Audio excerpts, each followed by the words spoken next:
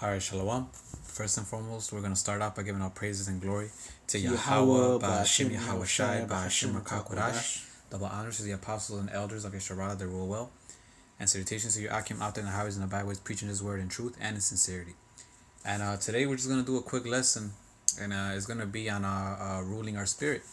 You know, not to be over emotional, over angry, you know, to really reason in every situation that we're in, you know, not make irrational decisions, you know, based on how hectic the situation is, or things like that, you know, but always keep a calm, cool, and collective spirit and think things through, you know. And it's easier said than done, you know, because when feelings are and emotions are you know, flaring up and all that, you know. But hey, we that's why we have the scriptures to teach us to learn how to do that, you know, to how to reason, how to overcome that, you know. So this is Ecclesiastes 7:9. It says, "Be not hasty in thy spirit to be angry, for anger rested in the bosom of fools." You know, so when something gets you angry, you know, don't be quick to react on it, you know. But if anything, keep calm. Ask yourself, is it worth it? You know, why am I angry? You know, cause why? Cause if you don't think about anything, you just let that anger take over you. You're gonna end up in situations that you don't even want, and to the point where it might cost you your life. You know, when you could have just backed away from it and walked away. You know, sometimes it isn't even that serious, but because you're going through so much, you feel like it is, and you want to react on it. But that's why we have to judge righteous judgment, like the scriptures say. If I may get the Salakia. You got some? Okay, this Proverbs 18 verse 21. Death and life are in the power of the tongue, and they that love it shall eat the fruit thereof. Right? So, you know, depending on the things you say that come out your mouth, alright, it will cause an outcome, whether good or bad, man.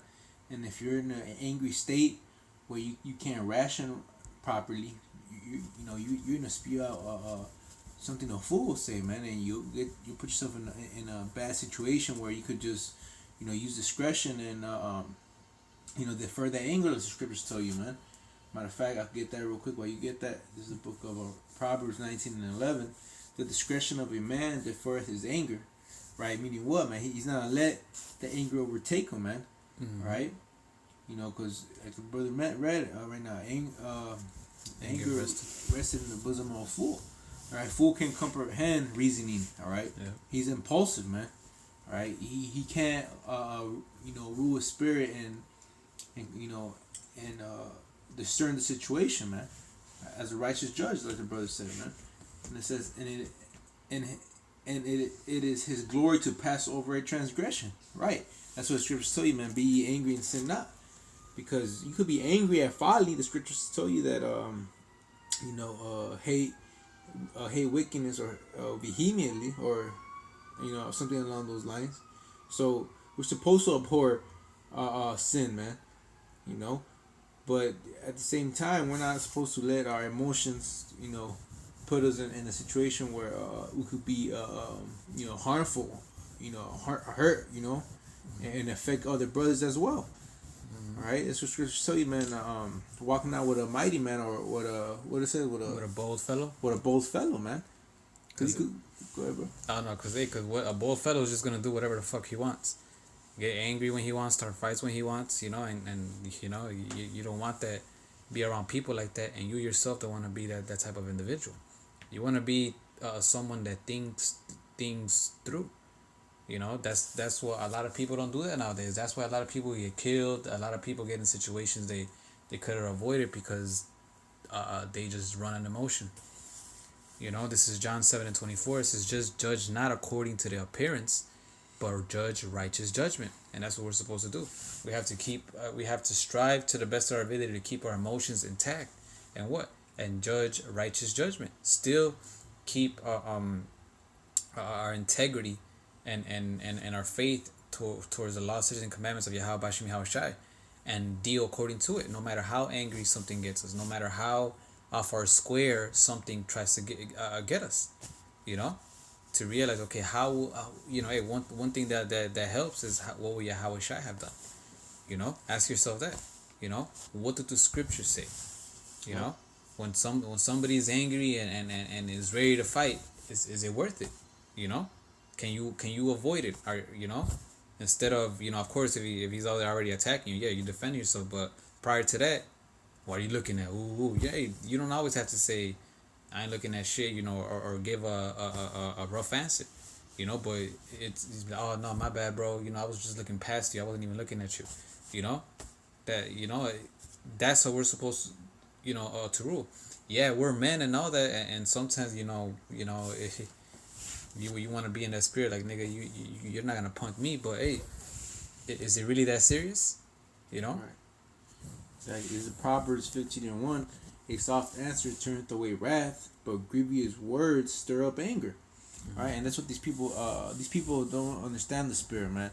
So if you respond with a harsh word or harsh answer, they're just gonna stir up flare up those demons that are causing the situation to begin with, man.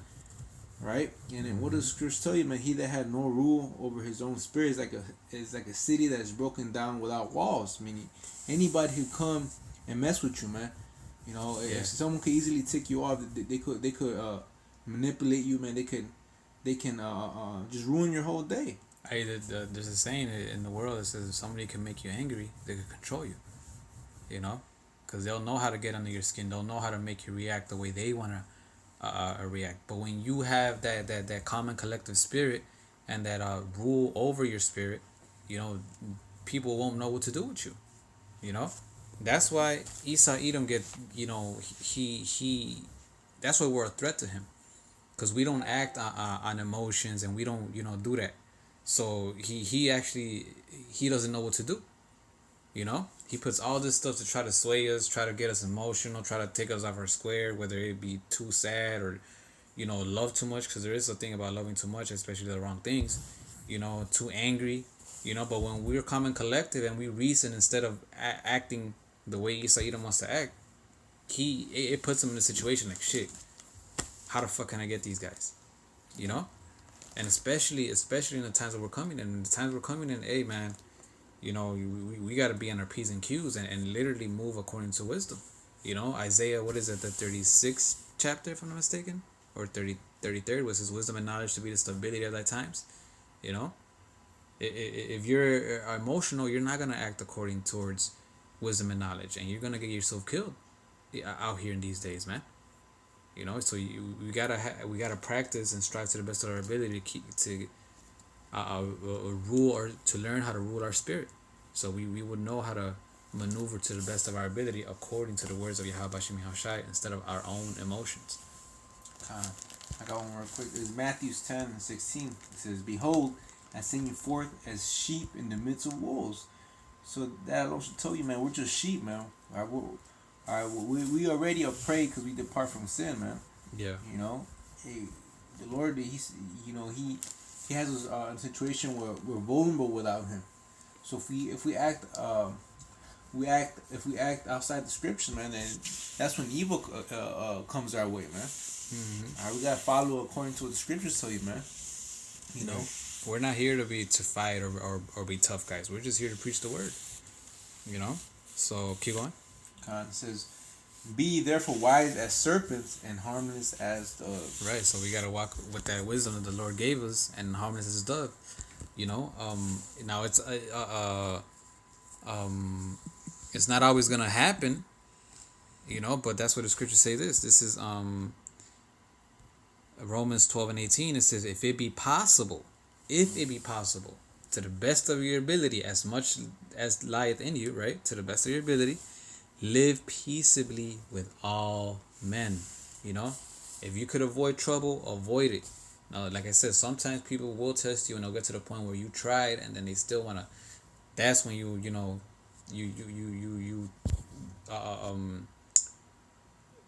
still rule your spirit, but you're able to defend yourself in that time, if it happens. But if you could avoid all that before it gets to even get to that point, hey, then that's the way we're supposed to maneuver. That's what we should be doing. Hey, when somebody comes at you, like for example, here we have right here in Chicago, there's a lot of gang violence, right? So Jake, Jake sees another Jake and wants to be like, oh, are you from my hood? Are you from this? Instead of being like, nah, bro, giving a rough answer. No, that hey, use wisdom. Like, oh, hey, bro, I ain't your enemy.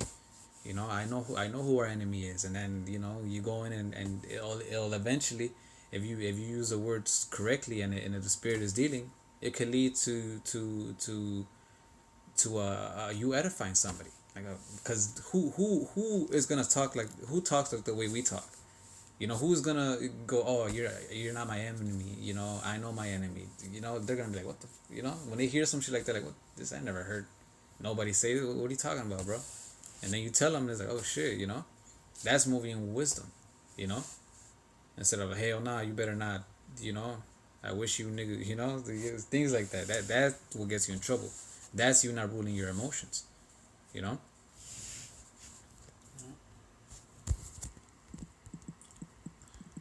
And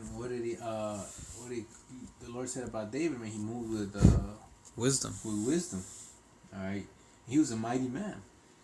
Right. When he was fleeing persecution From Saul.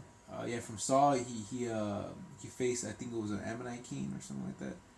He feigned himself to be mad, meaning retarded. So he was using wisdom right there, man, because that's something that the scriptures teaches, man. Use subtlety.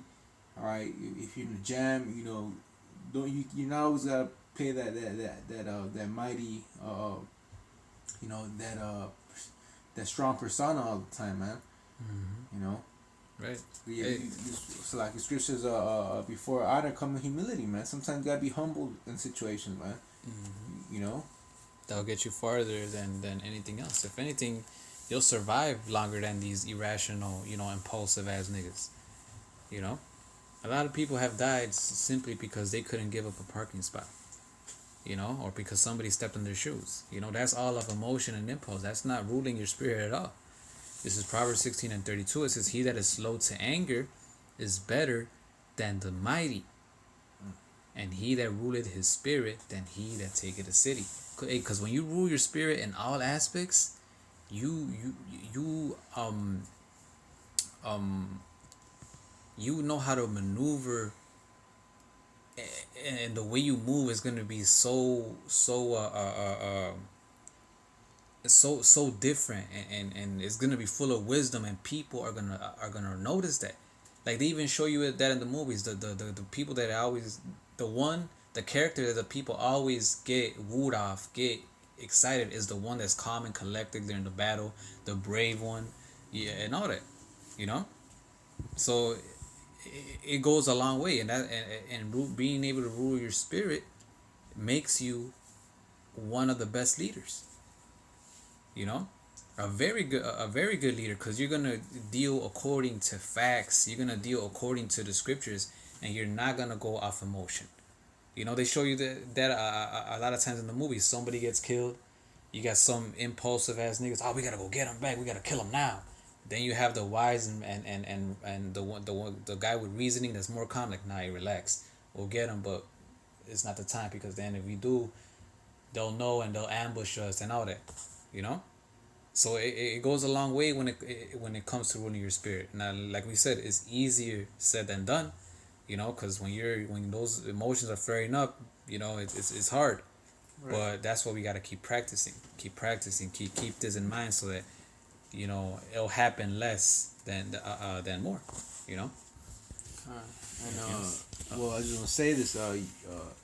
It ultimately goes into the fight that we have, man, which is we wrestle not against flesh and blood, but spiritual beings in high places, man. So ultimately, it's just demons that we battling, man. These people got demons on them, and it's not really them, but those demons that are causing the situation to arise, man. So really, our spirit is greater than their spirit, man. So we're so able to combat, and overcome, all right, anything, man, with the spirit of Yahweh Shem Yahshai. All right, because this isn't a carnal fight. It's a spiritual one, and that's a greater fight than the physical, man.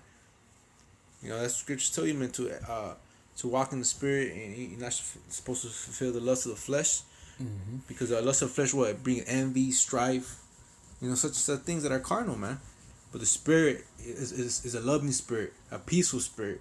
All right. And that's what Yahweh Shai came to do, man.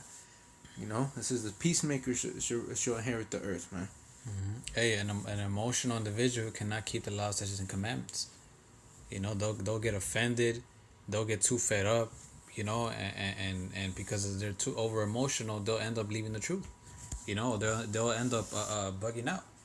Walking in righteousness in a world full of wickedness that pushes wickedness, that makes you look like a lame, like a goofy, like all just looked down upon.